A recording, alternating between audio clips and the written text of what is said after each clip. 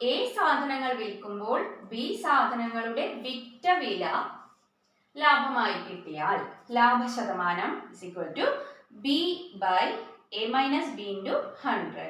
നമ്മൾ നേരത്തെ പറഞ്ഞത് എ സാധനങ്ങൾ വിൽക്കുമ്പോൾ ബി സാധനങ്ങളുടെ വാങ്ങിയ വിലയാണ് ലാഭമായി കിട്ടിയിരുന്നത്. എന്നാൽ ഈ ഇക്വേഷനിൽ എ സാധനങ്ങൾ വിൽക്കുമ്പോൾ ബി സാധനങ്ങളുടെ വിറ്റ വിലയാണ് ലാഭമായി കിട്ടിയത്. അപ്പോൾ വരുന്ന ഇക്വേഷൻ എങ്ങനെയാണ്? ലാഭശതമാനം B by A minus B into 100.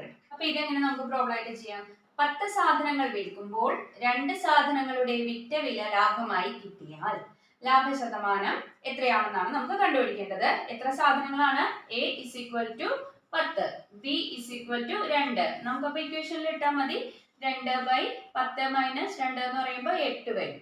Into 100 that is equal to 200 by 8 എന്ന് വരും. 200 ബൈ 8 എന്ന് പറഞ്ഞു കഴിഞ്ഞാൽ 25.